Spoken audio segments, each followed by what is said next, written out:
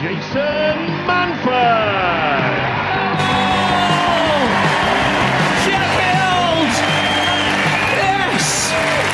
We're here! We made it! We made it! God bless you! Come on! Come on in! It's been 3 years, what's 5 minutes? It doesn't matter! We're here, finally! Who'd have thought this show would ever have happened? You must have bought these tickets 2.5 years ago. I was thinking about this today. I was thinking there must be some people in here tonight who, when you bought these tickets, you were actually with somebody else at the time. Right? It's been a stressful couple of years. You moved on. You're with somebody else now. So if you're sat there tonight and you only got invited in the last couple of months, you got to know you're in somebody else's seat, my friend, okay? Just don't let that ruin your night. Don't let that ruin your night. So nice to be here in Sheffield. Filming the show in Sheffield, ladies and gentlemen. This feels very special. I'm very, very much looking forward to this. Let me answer a question at the top of the show, because I know you're thinking it.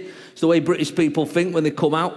You might have thought it today. You might have said it out loud to someone you're with. You might even be thinking it right now as you're sat there. You're thinking, Jason, what time will this show be finished? Right? It's not a negative. It's not because you don't want to be here. It's not because you're not fun. We're some of the funniest people in the world. But we have more fun if we know there's a definite end to the fun. We do not like open-ended fun in this country. So we'll have a laugh, we'll have a chuckle, we'll have a sing, we'll have a dance, we might even have a rave. Yeah. Anything can happen in Sheffield midweek. Yes, ladies and gentlemen, but we will be done for about 9:45. If you're over 40, don't even pretend that you didn't just get a little whoosh of excitement at the idea of being out of here before 10 o'clock. You're like, woo! We'll be home for 20 past. Yes! That's a result. It was very odd, I must say. Being forced to postpone a tour and then not gigging for sort of 2 years or so was really weird. And it reminded me what it was like when you first start stand-up comedy. Because when you first start stand-up, you actually only need 7 minutes of material. You don't need to keep people entertained till 9:45. 7 minutes will do you. And when I first started, I was 17 years old when I first started stand-up. So this is 1998. So I rock up to our main comedy club in the city centre of Manchester, right? The Frog and Bucket Comedy Club. Some of you may have been over there. It's a brilliant comedy club. It's been there for over 40 years. You know, one of those proper old-school British night out, you know, your feet stick to the dance floor there. There's real cask ale behind the bar. Someone's getting fingered by the bins in the car park. You know, it's that sort of vibe. You know what I'm talking about, Sheffield. Don't pretend you're too posh. I like to just put that joke in early on because it does divide the room a little bit into people who've seen me before and people who've only ever seen me on The Masked Singer and hosting the Royal Variety performance. This is where some people are looking at me like, whoa, Jay, bloody, I brought me mum. Don't you worry about it. Have a little look at your mum there. She's sat there. What are you laughing at jokes like that for? Don't you worry about me. I was getting fingered in 1964. You didn't invent fingering. How do you think you got here? So... definitely don't look at your mum now. That is not an image you need. So, anyway, I was just trying to warm you up there, as it were. Now, that's the last one, promise, that's the last one. So I rock up, 17, I rock up to the Frog and Bucket, and I've got me 7 minutes of material, and I'm happy, I'm looking forward to it, I'm feeling pretty confident. And when I go in there, the producer of the show, she comes out, she says, right, everybody, when you go on stage tonight, we don't want you to do any more or any less than the 10 minutes that we've asked you to do. And my blood ran cold, because let me tell you, 3 minutes of nothing is a long time in the world of stand-up. And I'm panicking, I'm spinning out, what am I going to do? And then a more experienced comic spots me, says, Jason, don't worry about it. Little tip of the trade. Now, you're not allowed to use other comedians' material. That's frowned upon. You'll be ostracised from the circuit. But what you can do is there's like old jokes that don't belong to anybody. Jokes from the old circuit, jokes your dad tells down the pub, your mum tells in the staff room. Tell a few of them and you'll be golden. I thought, great, that's exactly what I'll do. So I rang my dad. I said, Dad, I need some jokes for tonight. He gave me 7 or 8. Every one of them an absolute beauty. I thought, OK, I'm feeling confident now. So I'm on first, which is always the hardest spot, and I'm backstage, stood waiting to go on. There's no dressing rooms like here at City Hall, the Frog and Bucket. You just have to wait in a kitchen, little tiny kitchenette here. There's a fella next to you cooking curly fries. Are you nervous? No, I've cooked them loads of times. Piece of piss. Straight out of the freezer. And I know you'll appreciate this. Good comedy-savvy northern audience, you'll appreciate how this next information made my night even more difficult. The compere that evening was none other than future national treasure Peter Kay. Yeah. So you can imagine, this is late 90s Peter Kay. He is roller-coaling the shit out of this gig. And I'm just backstage waiting to go on. I'd never heard laughter like it before, or if I'm truly honest, since. Like, it was amazing. And I can't hear what he's saying because I'm in a little kitchen. I can just hear the laughter. I can hear sort of mumbled, oh, garlic bread. Like, just a little bit. Like, what's all that about? And I'm just here, just waiting to go on. Yeah, story, joke, anecdote, laugh. Yes, I remember. And I walk on, the audience are lovely. And I started with what I reckon was my dad's best joke. Right? I said, so this man wakes up in hospital. And the surgeon comes over and says, right, we've got some good news, we've got some bad news. He says, what's the bad news? He said, there's been a very serious accident and your penis has severed off, it's gone. He said,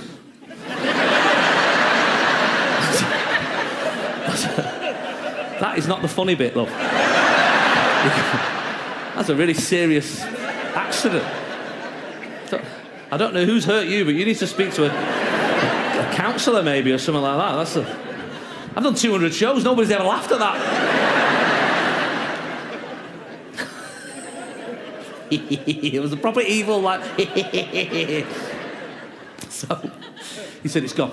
He says, well, what's the good news? He says, you're in the only hospital in the country that does penis replacements. I'm an expert. We've got 3 on ice over here, but you better pick quick. Right? So, I don't know why he's putting him under pressure. Pick quick, you know, it's like a game show. He says, for £3 grand, you can have a little one. For £8 grand, you can have a medium-sized one. And for £10 grand, you can have a big stonker. He says, well, I better speak to my wife, really, because it's her it's going to affect at the end of the day. So the wife comes in, you have a good old chat about it. 10 minutes later, the surgeon comes back in. He says, have you made a decision? He says, we have. We've had a good chat, and we've decided we're going to get a new kitchen. That's a proper gag. Proper. That belongs to you now. That's yours. That's yours. That's from the communal pot of jokes in the sky. And thanks for laughing, Sheffield. Let me tell you, thank you. Because that night at the Frog and Bucket, they did not laugh. And that is a weird feeling when you go to tell a joke and you think it's funny, it gets nothing. Oh, gosh, your stomach lurches, your buttocks clench, your mouth runs dry. I got to the next joke, nothing. Got to me 7 minutes, that was confident in, that died. And when an audience can smell fear, you're dead in the water. There's no coming back. And I left at the end of the 10 minutes to the sound of my own feet, walked past the other comics who were sort of looking in different directions, you know. And I went up to the top floor where I knew there was a quiet room with a little sofa in it, and I shut the door and I curled up on this sofa, feeling every bit the boy of 17, just thinking, well, maybe stand-up comedy's not for you, Jason.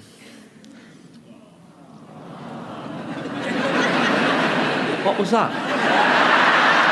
What happened there? I left a gap there for you to fill. I heard 3 people go, ah, and the others were like, fucking me, be all right. I know we're on the telly, but this in here is not the telly. And I can hear you. I know you've not been an audience for a couple of years, but what? Right, let's try that again, right? Try that again and see if we get this right this time. Okay, here we go. So, I went upstairs and I sat in this room. Sat on this sofa. Whoa, let's just... You're spoiling this. Let's get back into character for a second. I sat there feeling all sorry for myself, thinking, oh, well, maybe stand-up comedy's not for you, Jace. Thank you. I was a little bit patronising at that volume. But we'll work on that. We'll So sat there all night. And I was waiting for the show to play out. I just wanted to get out the back door, get the bus home before anyone saw me. But before I did, footsteps come upstairs, the door opens, and who stood there? None other than my comedy hero, Peter Kay. And I look up at him, hope in my eyes. I think he'll have some encouraging words of wisdom to get me back on the comedy horse. And he spots me and he says, what the fuck was that about?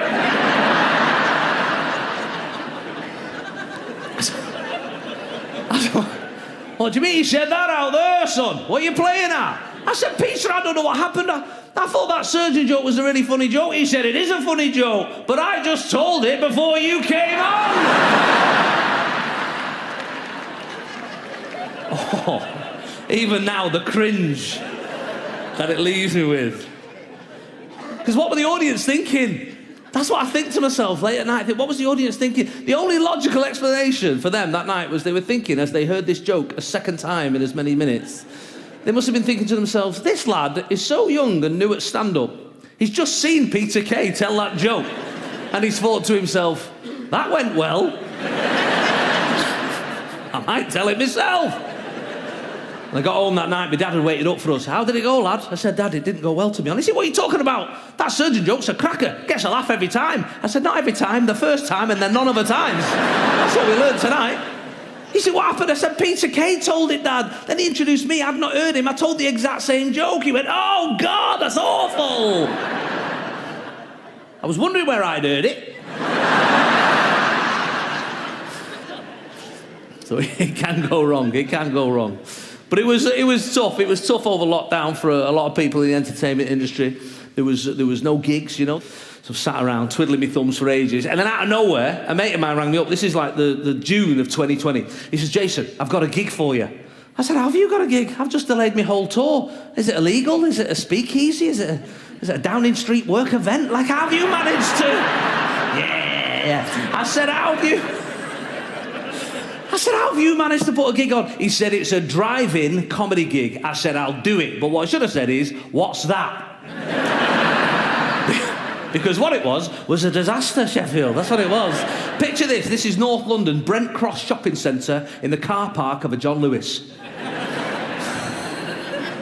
200 cars facing a stage the size of this, me talking into a microphone, the audience sat in their cars, listening to the gig via their radios, windows up due to social distancing measures. Now, I don't know if you've spotted a flaw here, but I can't hear them. I don't know how this gig is going.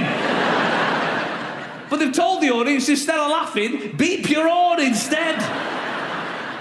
You know how scary one car is. Beep. Oh, sorry, mate. Imagine 200 cars at the end of every joke. Beep, beep, beep, beep, beep, beep. It was like being heckled by the M62. It was terrifying. I was like the most popular dogger that had ever existed. The other gigs we did were Zoom comedy gigs. Did anybody watch any comedy on Zoom? 6 of you. That is not the future, is it? But it was great to have. It was lovely just to have something to aim for. I did one every Thursday from my spare room, and I used comics from all over the world doing gigs from their spare rooms to people sat at home. But people on Zoom, they forget that not only can you see them, you can hear them. I've had some weird heckles in my time, but nothing beats in the middle of a Zoom comedy gig hearing some random angry dad giving it bed. You're like, huh? Well, I'm not Dylan's dad, am I? Bet! You get to the end of gigs. Gigs end the same. This gig will finish in approximately 1 hour's time, as promised. We will get to the end of the show. Hopefully, I'll have said something funny at the end. You'll still be giggling. You seem like nice people. You'll hopefully applaud as well. I'll leave. I can still hear you in the background. More! More! I'm not putting words in your mouth, but it has happened. And I'll leave. And then, you know, that's the way gigs end. You know that's the way gigs end. That's the way they always end. But Zoom comedy gigs do not end like that. You feel the same. Your endorphins are popping, adrenaline's running through your vein, and it just makes you feel like you're up here, you know, and you get to the end of the gig, you feel excited. Thanks, everybody. Cheers, cheers, cheers. Thank you. Click, leave room, close browser, shut down computer. Within 3 seconds of you finishing a gig up here, you're suddenly just a man in your spare room staring at a computer screen, just in a smart shirt and boxer shorts contemplating your life. Very rarely am I in bed 3 minutes after I finish a gig, let me tell you. That's just wired lying there on the pillow. It freaks you out. I think that's what threw me a lot in that first lockdown. The timing of things. Everything changed. Everything was slower pace, you know. You weren't doing the things you normally do. I remember my wife would be in the bedroom panicking at 10 to 9 in the morning. Oh, my God, I'm going to be late for work. 2 minutes to 9, she shouted me from downstairs. I made it!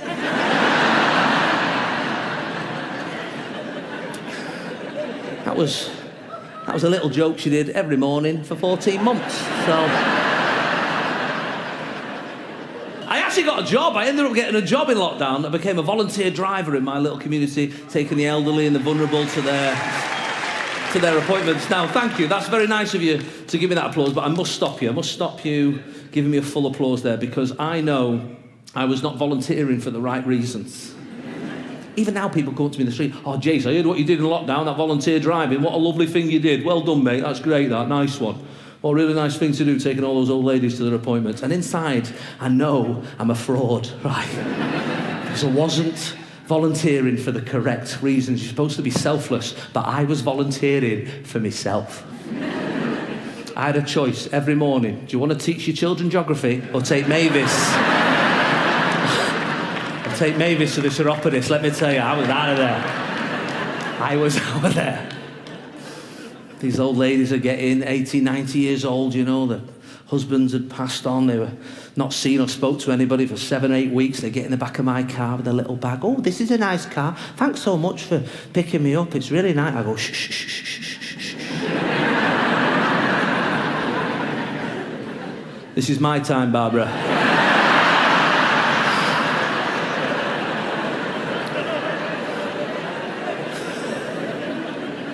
Aren't you glad you didn't all applaud now?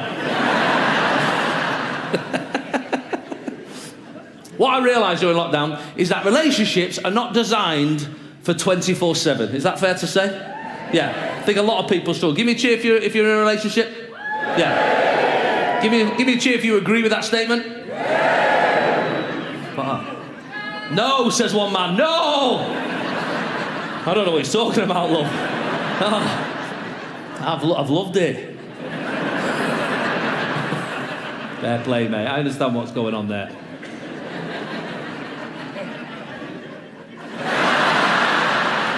Yeah, I know, mate. I know. I'm glad to help. Hey, I'm glad. We'll see, she says. We'll see.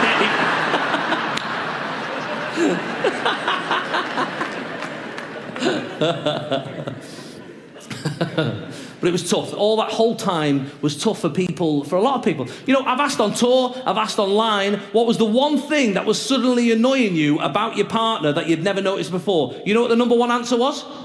Breathing! Yeah, bang on, love! Get over there to her, want her on the telly. She's over there. Can you get over there? Have you not got enough wire? Here he comes. Come on. Let's have it. Shout breathing again, madam. Breathing! Breathing, yes! You're right. That's how we do it. Breathing, you're right. Did you realise you've been breathing wrong all these years, lads? Just sat there minding your own business.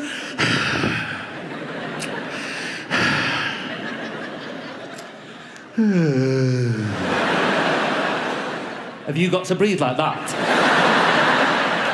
What, in and out, you psychopath? What are you talking about? Trying to stay alive over here. You just notice these things about each other that you've never noticed before.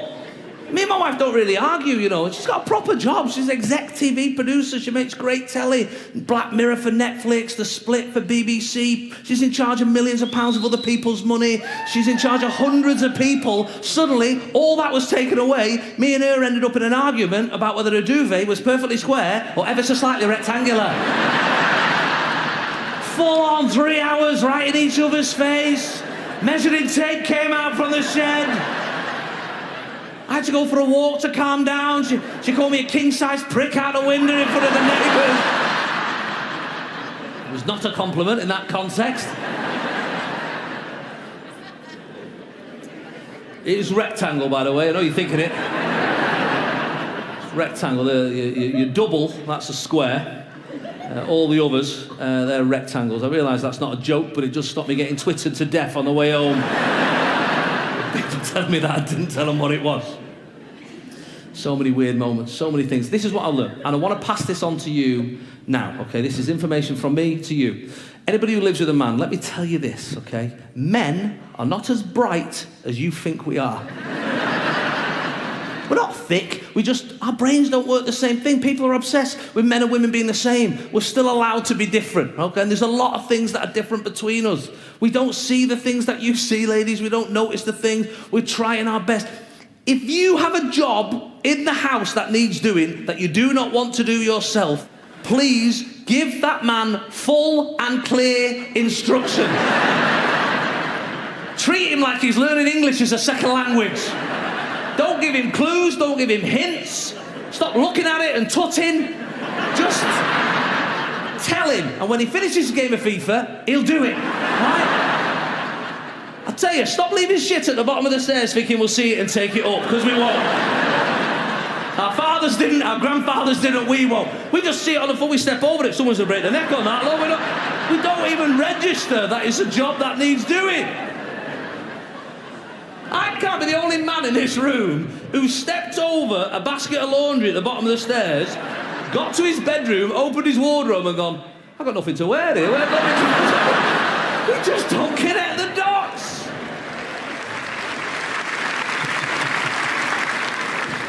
I do the bins in our house, that's my job, right? And I've done a bit of research. 82% of heterosexual relationships, the man does the bins in that household. Give me a cheer if you do the bins in your house. Okay, let me tell you the reason that's become a man's job.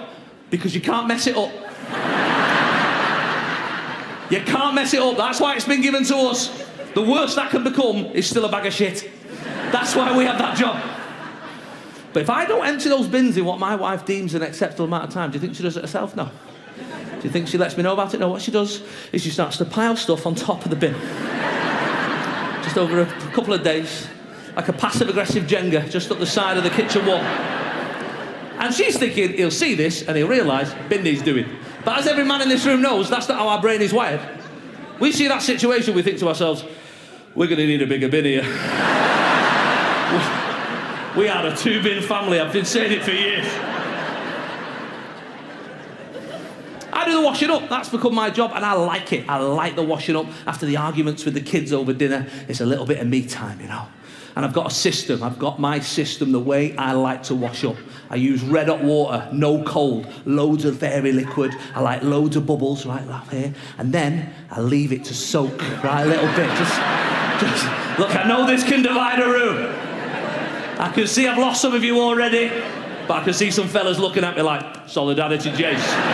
That's been passed on from father to son for generations. I leave it to soak for a little bit, a couple of hours, don't we, lads? 2-3 hours.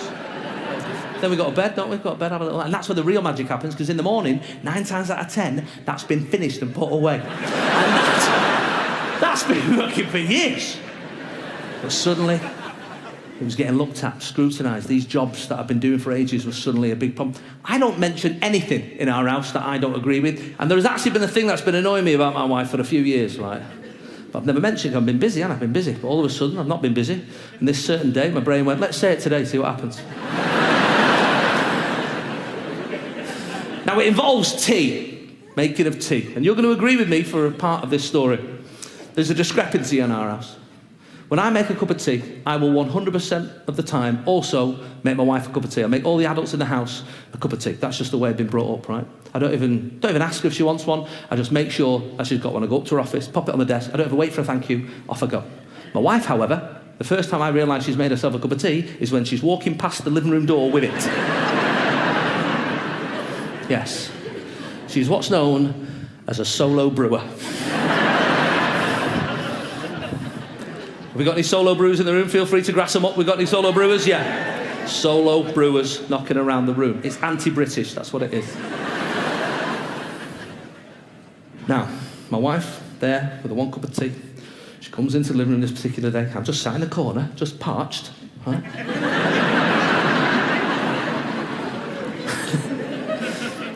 And I decided to mention it this particular day. I don't know why, but my brain's just gone. Let's say it today. This is how I started. That is the worst way to start an argument. So what's up with you? I said, I've just noticed that about you, you know. When we make tea in this house, when I make one, I always make you one. You, however, you only ever make yourself one. You don't even ask me whether I want one or not. She slowly put a cup of tea down. She looked over at me. She said, oh, I'm glad you brought this up.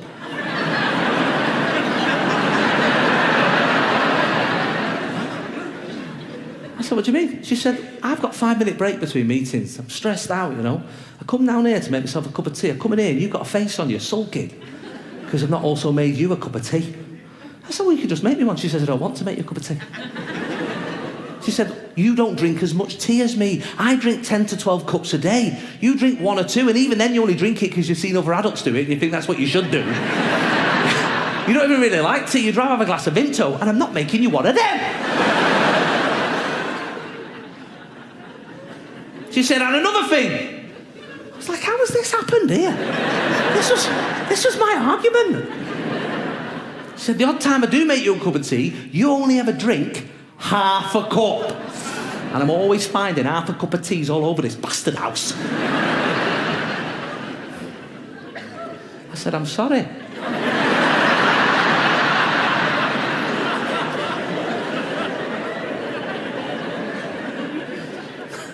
So she cracks on with her day, she goes back to work. A few hours later, she comes downstairs, pops her head in the living room, she says, hey, I'm about to make a cup of tea. Do you want one? I was like, oh my God, something I've said has fixed something. I said, yes, I do actually, thank you so much. I actually didn't want a glass of Vimto, but I thought it's not the time. You gotta pick your battles.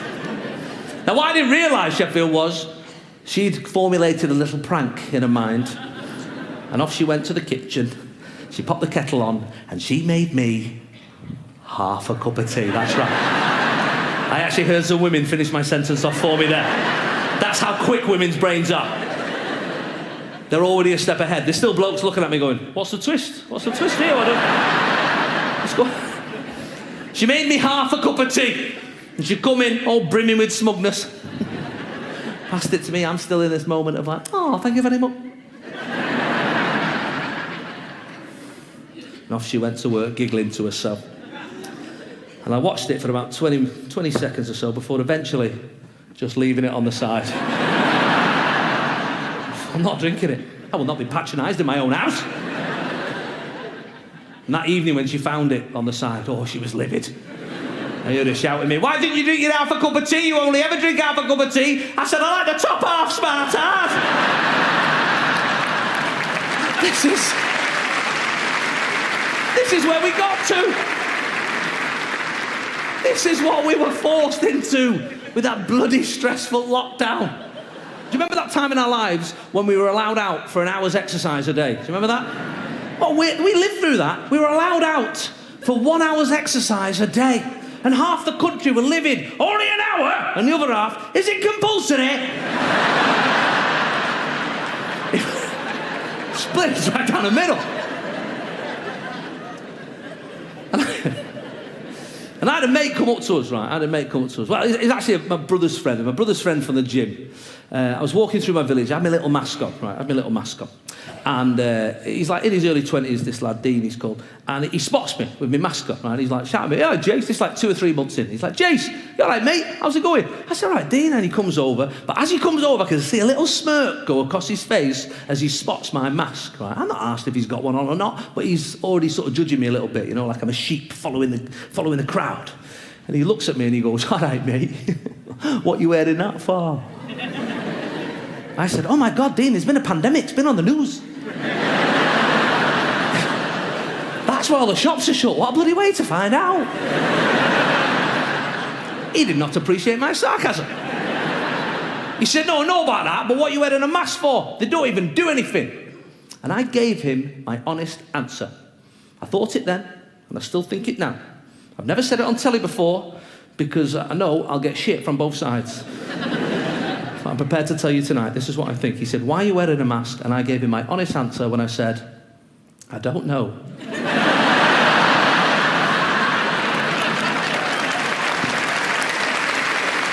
I don't know. I've got a basic grasp for GCSE science. I don't know. I've no idea. I just weighed it up. Surgeons wear them. They seem bright. That'll do for me.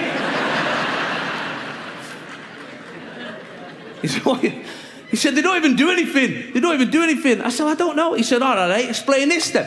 How come with a mask on, you can't get COVID, but you can still smell farts?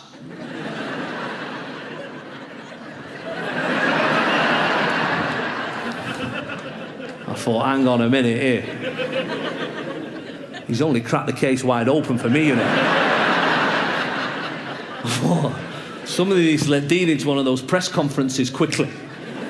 Remember at the end when they used to open up for questions from the press or the public? Like, oh. The young man in the pyjamas. Thank you. Dean, total fitness. The thing is, Witty,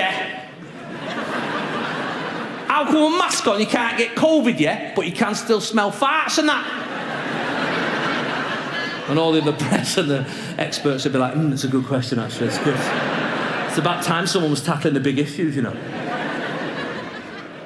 But Sir Chris Whitty, to be fair to him, he was absolutely unflappable, wasn't he? It was almost like he was used to talking to bellends every day. He wouldn't even take his eyes off him. He'd be like, next slide, please. COVID versus farts, the facts for and against.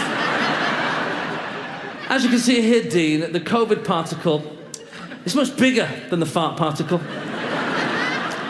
The farticle, as we call it in the medical community. The farticle, I don't know. More people need to say it. I've no idea. There's loads of things I don't know about. Even now, no one's explained to me how COVID can get you when you're stood up in a restaurant but not sat down when you're having your dinner. No one told us. We just did it. Madness. I was on a flight home last year, masked the whole 5 hours, apart from when the snack trolley came out, you could take it off and have something to eat. I thought, what is this? The politest virus known to man? Like it's just flying around. Get that guy, he's not got a mask on. Hey lads, come on, he's having his bloody Pringles there. Let's have a bit of decorum, we're not the common cold. The reason I think masks were so contentious in this country is because they dropped the ball early on. You know, we were one of the last countries on earth to make masks compulsory in situations where humans gather together. One of the last on earth. I'll give you a quick recap. Let's go back to the beginning of 2020. Here we go. January, we were sat at home minding our own business. Something was going on in China, but we ignored it because we thought to ourselves, well, we get nothing from China in this country. We'll be fine. I get everything from the Amazon. I'm cool. I'm all right. Little dad joke for you there. But they had masks on straight away, the Chinese. They don't mess around. Italy got it bad in the February. Masks straight away. March, we went into lockdown. Masks were still not in the conversation. End of March, Australia, masks were... New Zealand went into lockdown, they closed the borders, remember that? Nobody gets in or out of our country. And we looked over with envy. Oh, and if only we were a little island surrounded by water, we could do that as well. But no, our Prime Minister was still going around hospitals, shaking hands with people with COVID and licking handrails like a fucking bellend.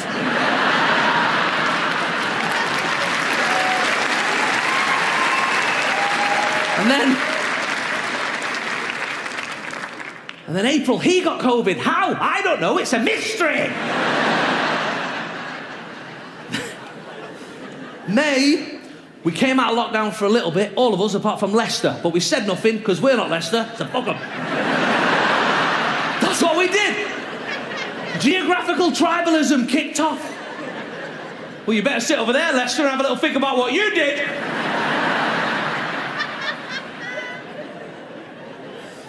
The madness of the tier system in this country.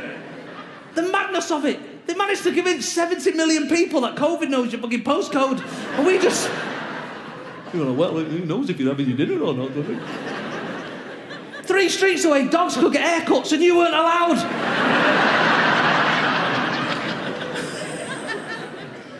June, fine, July.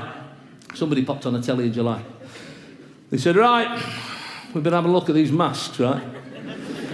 We've noticed that the rest of the world are wearing them, including the tribes of Papua New Guinea. The experts tell us that masks save lives, so you lot, you better start wearing masks, okay? And you better start wearing them a week on Friday, okay? That's right. Yeah. Right. Yeah. We're going to start saving some lives around here, people. But not for 10 days, so don't rush into it or anything. Governments all over the world did this. Tuesday at 2, new rules. All aboard, Sunday at 12. I don't know how you run your house, but if something is life-saving, I implement it immediately. Imagine you did that. Oh, guys, stop playing the road, it's dangerous. All right, you can have 3 days to get used to the idea then. your finger out of that plug socket. All right, have an hour. There's a fork. Fill your boots, but then no more. And look, I was a mask wearer. I wore one all the time. I was supposed to wear one. But even us mask wearers, we were hypocrites, right? We didn't follow every single rule to the letter. You can't look me in the eye and tell me you followed the rule that said every time you wore a mask, it had to come fresh out of a box that morning. No, you were finding them in coat pockets 3 weeks later. Rushing into the garage, looking on the floor of your car. There was one here the other day. Oh, it snapped. Just wrap it around your ear and hold it in place. It'll be all right. 2 twitches in a coat. Yes, it's essential, dickhead. Just give it to me. Thank you for your service, key worker. Thank you.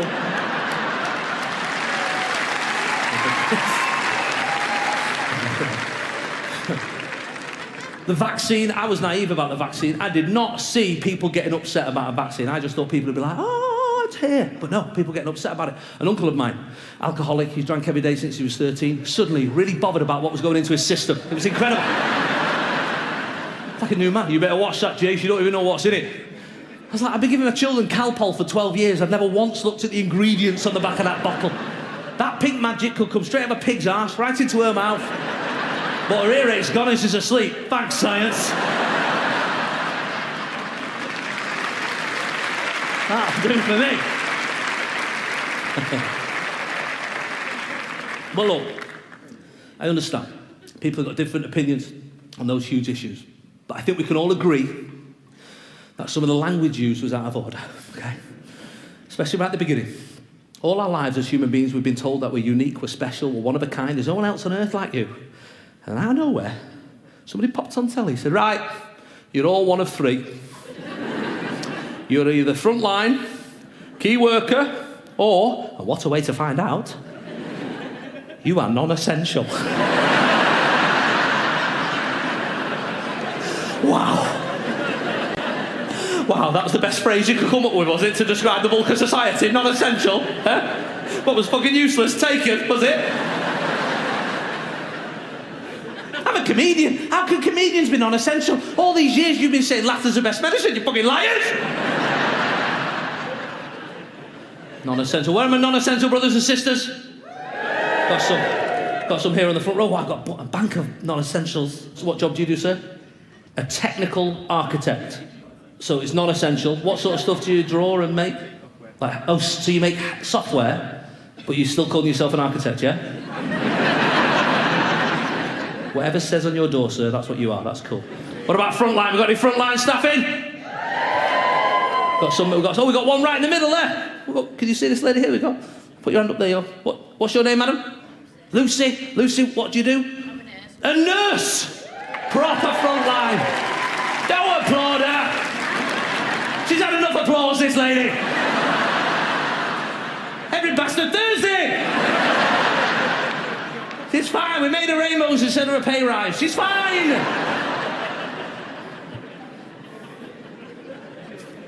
Tough job, that. My mum's a nurse. I know how hard that job is. But not everybody in a hospital gets on. We think, us laymen, we think we do, don't we? You walk past a hospital, you think, oh, it's just a building full of heroes just getting on, high-fiving and shagging in cupboards after surgeries. That's what we think. That's what we think. I watch a lot of Grey's Anatomy. But it's true, isn't it? Lucy, not everybody gets on in the hospital. Not everybody respects everybody else's job. And this is how I found out, quite dramatic fashion. On the last tour, we were at Newcastle. 3 nights, third night, didn't quite sell out, had about 100 seats left, so we gave them out to local hospital and frontline crew and carers and emergency services. It was packed, it was fun. 25 minutes in, one of the most shocking things happened I've ever witnessed doing this job. A woman, 5 or 6 rows back, had a heart attack. Show was over, this woman's gone down. Thankfully, she survived, I think, because she could not have picked a better night to a bad one. She was surrounded by heroes on a freebie. It was amazing, right? The best kind. 2 rows behind her, a woman leapt up. Turns out she was a paramedic. She come running round, popped her on her back there, clearing her airways, started doing all the things that you do to save someone's life. It was a really humbling moment to witness and watch. And while we were watching this, in the corner of my eye, I see this fella running down the aisle. I say running, he's mid-50s. So, he's coming down the aisle like... he's coming around there, ankles clicking like fuck. And he gets to me. He goes, Jason, I can help. I'm a doctor. And we all go, oh, thank God, because in our little layman's brain, well, the doctor, they've done the most studying, haven't they? Thank God a doctor is here to save the day. But the paramedic, she does not think this, not in an emergency situation. She looks up, she goes, what kind of doctor? He goes, GP. She went, fuck off, pal. Never seen anything like it. What are you going to do? Google it. I'll get to ring and book an appointment at 8 o'clock tomorrow morning, shall I? Is that the best thing to do? I love you, doctors. I love you. Any doctors in? A couple of yous there, look at that. It's nice to be in the same room as one, isn't it? So nice. It's like the old days.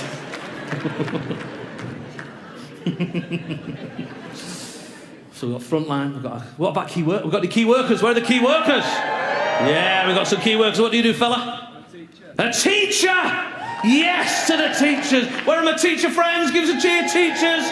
Teaching assistants, everybody involved in education. Let me tell you, teachers, right now. When you came back to work that first time, I'm not too proud to say that I cried. I was in the playground with my kids, 6:15, just waiting for you. It's not too early, go and let the caretaker in. And as each one of you came up the path, I applauded you. Thank you. Thank you for your service. Thank you, thank you. Never leave again, thank you. I mean, not like that, of course, like that, because I had champagne in that hand. Oh, I was so happy to see you, fella. I really was. Who homeschooled their own children? What a ridiculous rule that was. What a stupid idea. Of all the stupid things that have happened, why would you leave us in charge of our own children during the day? Are you mad? I tell you what, there's going to be a fair few thickos over the next few years.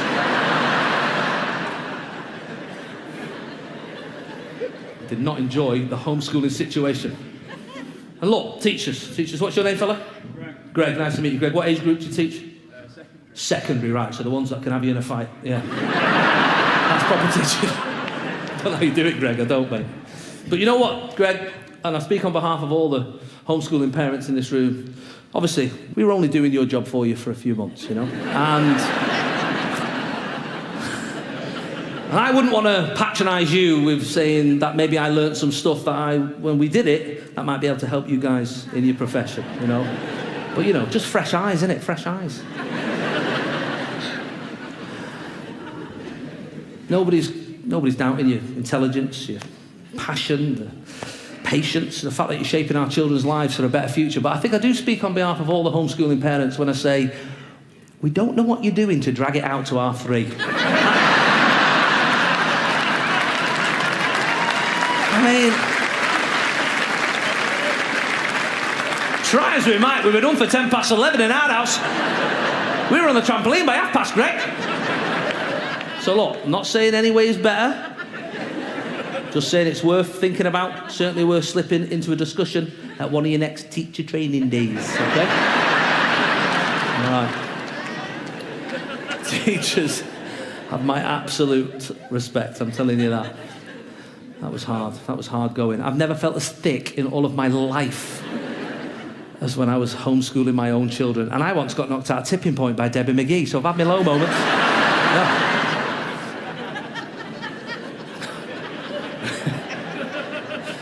We had a few truancy problems in our house as well early on, that was hard, but they kept finding me. They kept finding me every time. At least you've got a staff room, Greg. I had to go and cry in the toilet. Where do I cry? I remember looking at this sheet, right? My daughter's waiting for me, she's 11 years old, right? And this sheet said, Year 6 maths. And I'm looking at this sheet for ages. And my daughter's like waiting for help.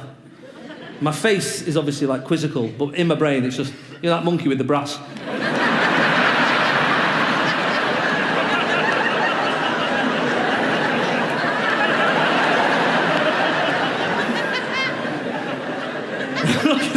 I'm looking at this sheet, and then I think to myself, hang on a minute, James, but you were in year 6. You would have done maths. Where's it gone? And then you realise quite a sad truth, which is at some point in your adult life, your brain has just had a clear out, hasn't it?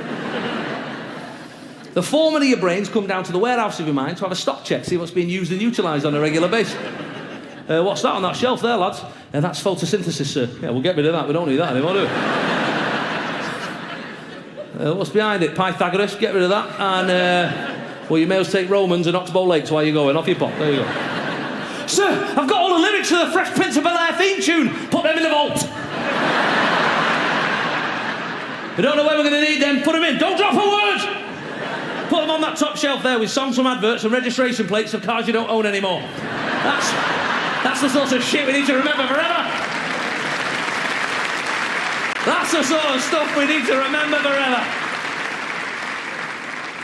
It's all gone. It's all gone. I remember primary school quite fondly, actually. I had an amazing teacher, and that's the thing with people like you, Greg. You know, you will become someone's favourite teacher forever. They'll remember you forever, long after you've forgot them. And I have that with some of my teachers. I had a teacher called Mr. McGarry. He was from Derry in Northern Ireland. Right? And I think that's the reason that Northern Irish accent is one of my most favourite accents in the world. I love it. It just makes me feel warm inside because of this wonderful teacher. But let me tell you, when he first joined our school, first 6 weeks, nobody understood a word this poor guy was saying. And we were inner city Manchester school. We'd heard lots of different accents from all over the world. Yet this guy, just from over the water, not a clue. In the classroom, it was fine. But somebody had the bright idea of letting him do an assembly where he was in charge of telling us what things that we needed to pack for a school trip that weekend. First 4 or 5 items were fine. Then he got to one, he went, red, and then you need to pack a towel.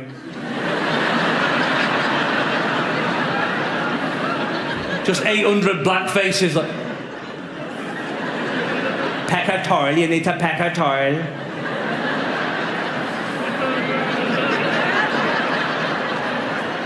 Pack a towel, son, you need to pack a towel.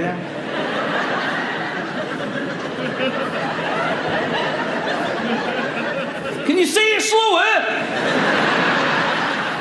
Pack. Yeah?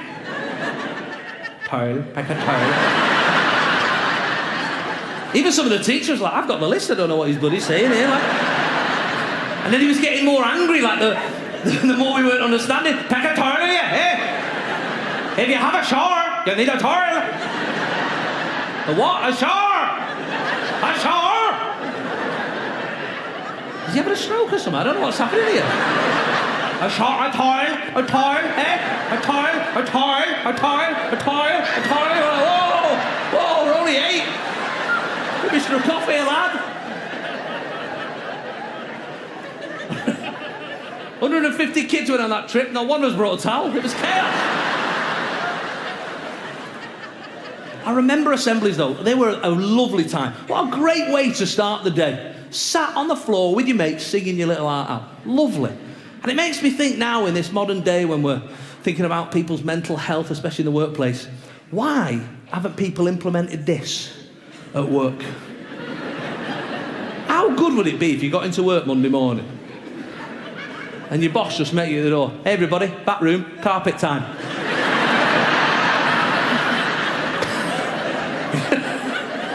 You go in. All your colleagues are sat on the floor with their legs crossed like that. I think he's having a nervous breakdown, Gene.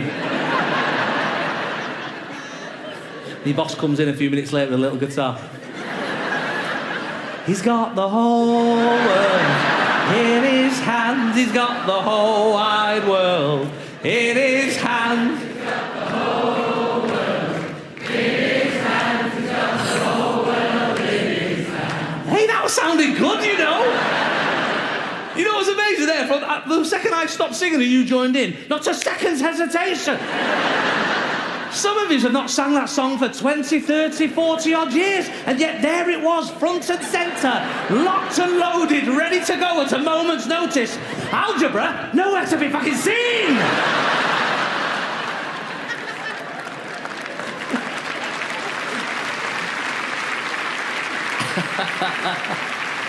This little light of mine, I'm gonna let it shine. This little light of mine, I'm gonna let it shine. This little light of mine, I'm gonna let it shine, let it shine, let it shine, let it shine. You're actually getting better! No rehearsal, nothing! Even you're thinking, we should tour this, you know? My favourite thought at this moment, if there's anybody in here not born and bred in Britain, they're thinking, what just happened there?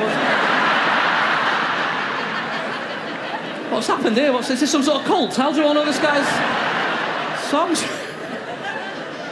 Why are those songs still in your head? Why? And it doesn't matter, you're all thinking of your ones now, Cauliflower Fluffy, all things bright and beautiful. All those songs floating around, Come by Armalord, they're all floating around your head now.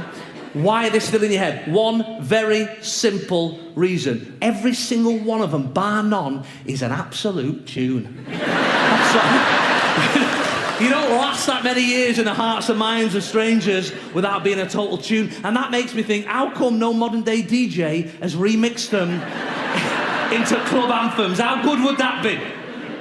Imagine you come out of here tonight and you're walking through the hustle bustle of Sheffield midweek. And as you go through, as you're walking through there, you walk past Sheffield's premier nightclub venue. Queues around the block, bouncers, people excited to get inside. One of your mates, one of your colleagues, your loved ones, says, "Should we go in for a laugh, for old time's sake?" You're like, "No, we don't know any of the music, we're all modern stuff, we'll feel old." And then a song comes from the dance floor. Hundreds of people inside, and you call your friends back. "No, you're right, we should go in. Listen, it's the ultimate song from when you were 9 years old, listen." Sing Hosanna, sing Hosanna. I'll tell you what, I'm thinking of releasing this album in bloody self. Have a look at the shops later this year. Jason Manford's, now that's what I call assembly bangers. That's gonna fly. Sheffield, that's 9:45. As promised. Take care, thanks everybody. Thank you. Cheers. Thanks for being great sports. So pleased we did it here. Thank you. Cheers. Thanks, folks. Good night.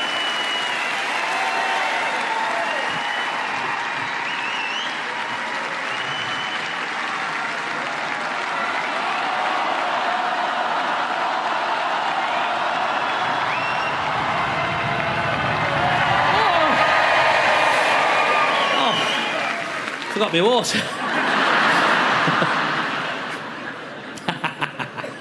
All right, let's do it. We'll do a bit more, aren't we? Hey, we're here now. Yeah. Let's whack it all out there. That's why not. Thanks very much. Oh, it's weird, the encore, isn't it? I often think about it on tour.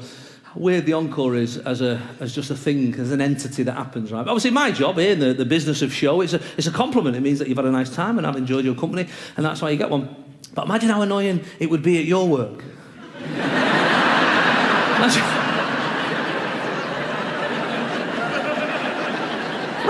5 o'clock means 5 o'clock, doesn't it, where you work? 3:30, Greg. But the rest of us, 5 o'clock. He's got marking to do, stop it. He's got bloody marking to do, I'm sure I'll tell you about it. Imagine you got to the end of your day, 5 o'clock, you're packing your stuff up, and you're like, woo!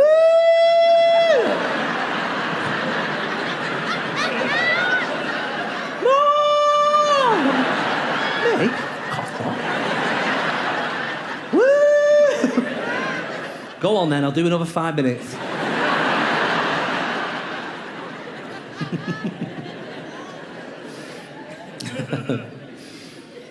You know what's weird about the time that we've all been through over these last couple of years? What's really odd about it is it'll be something we remember and talk about forever, for the rest of our lives. Right? I call it recent nostalgia because it's something that sort of feels like it happened a long time ago, but also it's still something that's going on right now, you know? And in years to come, 20, 30, 40 plus years to come, your great-grandchildren, your grandchildren, they'll come up to you. Nana, Grandad, tell us about the great lockdowns of 2020. And you'll go, "Oh, I will, yeah, I will have a sit there." "Not there, that's too close." Oh, sorry, I've still got a bit of PTSD there from the social distancing. "Well, we get up every morning and pretend to do PE with Joe."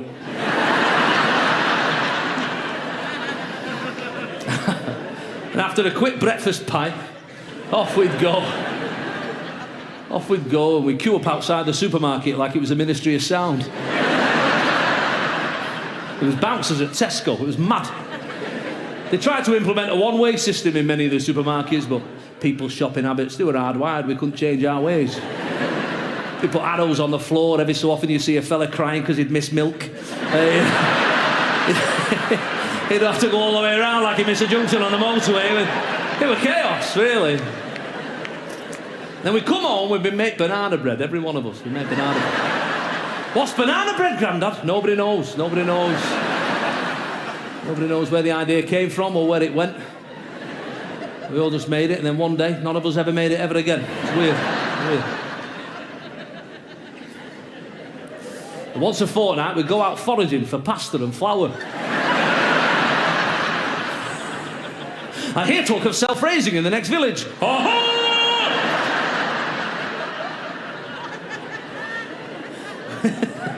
Which one was your favourite lockdown, Grandad? First one. You'd never seen weather like it, kid. Beautiful, every day it was beautiful. And the first lockdown was encouraging, actually. It made me feel good about humans because we were there for each other. We supported each other, made sure that our vulnerable and elderly were looked after. You know, we were encouraged to make sure that they had enough food and provisions to get through the tough times ahead. And towards the end of the last lockdown, we were encouraged to check on our neighbours to make sure they didn't have more than 6 people in the garden having a party.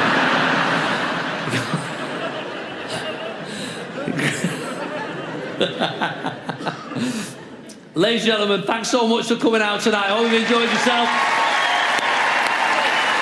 I promise you a rave. Here we go, come on.